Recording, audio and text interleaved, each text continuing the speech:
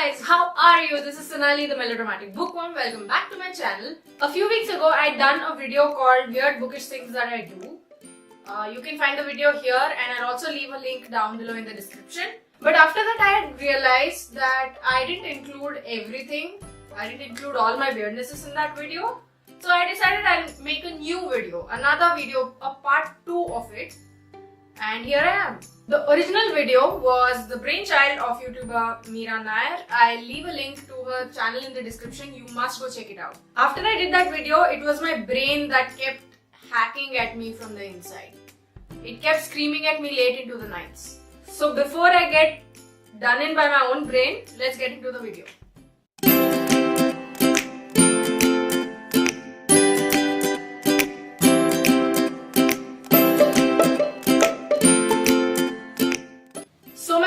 Weird thing for Weird Bookish Things Part 2 is that I have chits with the names of all the books on it. All the books that I own.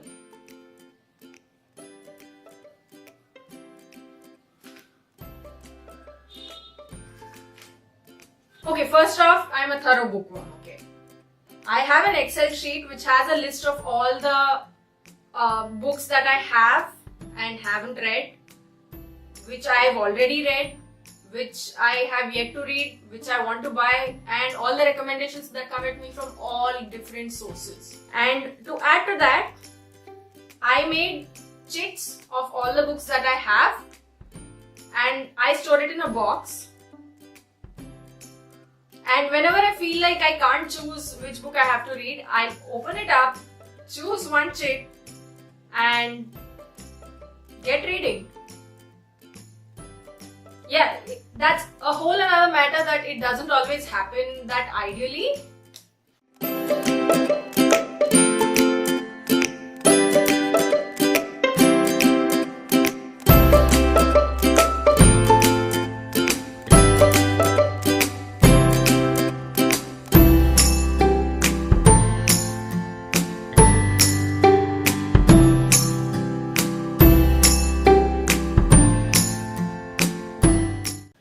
Weird bookish thing is that I have intense emotional reactions if I am really into a book.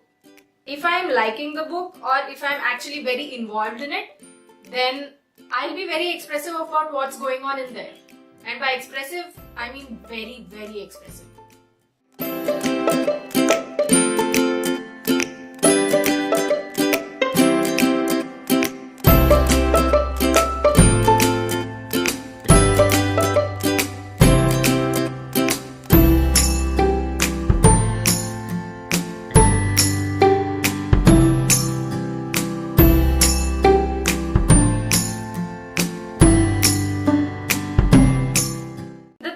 Thing is that I write down short reviews of books.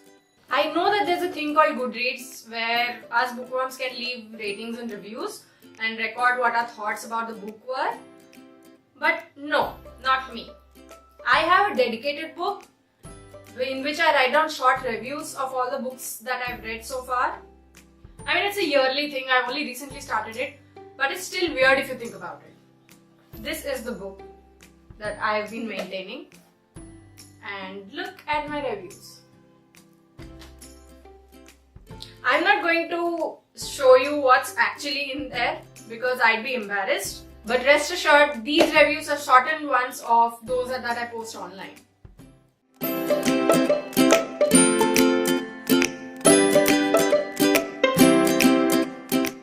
The fourth bookish thing is that I pack 3 to 4 books for a 2-day trip.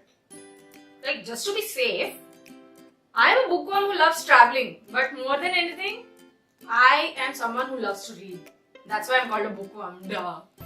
But we need to have options when we're traveling, right? What if you get bored for 5 minutes? What if you have a layover for about 2 hours? And what will you do then?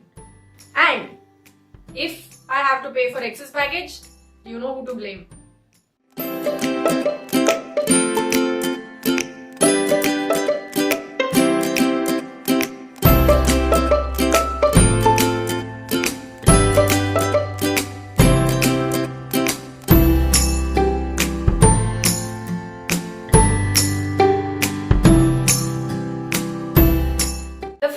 bookish thing is I freak out because because there's not enough time to read all the books. So many books, such less time. And I freak out on a daily basis when the realization of this hits me. There are so many awesome books that I want to read, so many coming out every single day. And there's not enough time. How will I read so many books in just 24 hours a day? I need 48 hours in a day. And this realization, it can hit me anywhere. And people around me also freak out looking at me.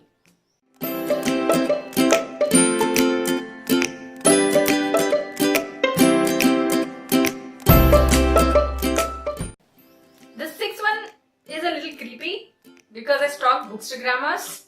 I stalk them to no end, and those of publishing houses as well, because when they have a new book coming out, their profiles are filled with such beautiful images of the book that I can't help but go to Amazon, search for the item and add it to my cart. Well, not cart exactly, wish list. And you know how bad I am with wish lists. Like I said in a previous video, the number on my Amazon wish list is so obscene, I can't even discuss it, even though I did. Weird bookish thing number 7. I imagine myself to be part of a fictional universe. Like, who doesn't? If you're a bookworm, then you have definitely imagined that you are a part of a fictional universe at some point in your life. Okay, maybe not Game of Thrones or Hunger Games, but my favorite, my absolute favorite is Harry Potter. A few years ago, I had a dream in which Harry approached me to fight a giant Voldemort who was standing in the plot opposite my house. And I was so ecstatic because Harry chose me to help him. I think that was my best dream ever. So the 8th thing is that I worry too much about meeting my favorite authors. You'll know that if you have a favorite author, you will want to meet them and you would want to have long discussions about their books with them, and it would be your absolute dream. But even though I'd love to meet any of them, I just freak out at the thought. I fear meeting them because I think that I'm going to make a grand fool of myself by just opening my mouth, or worse, fainting. That wouldn't be beyond me.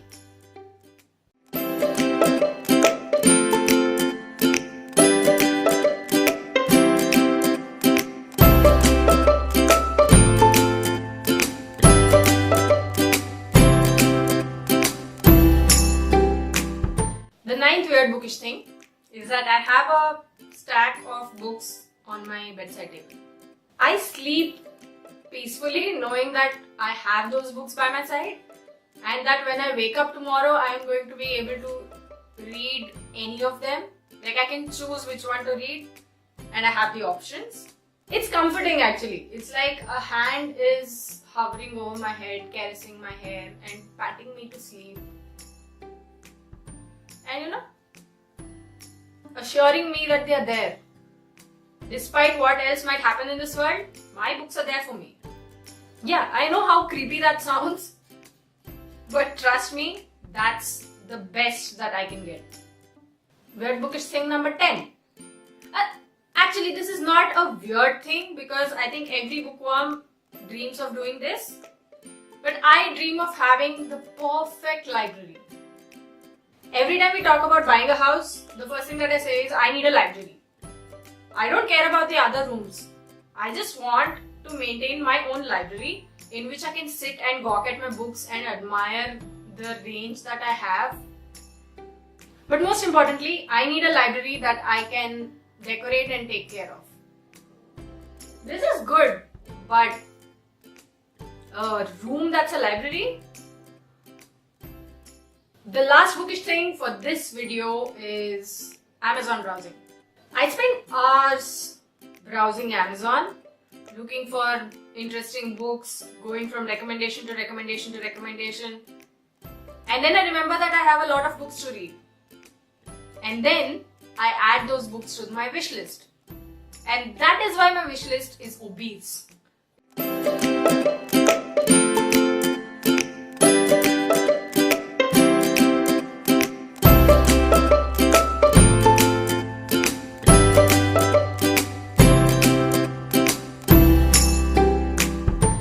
I'm sure I'll come up with new weird bookish things as time goes on, and maybe I'll call it self-discovery, and that's just a way of assuring myself that I'm not mad.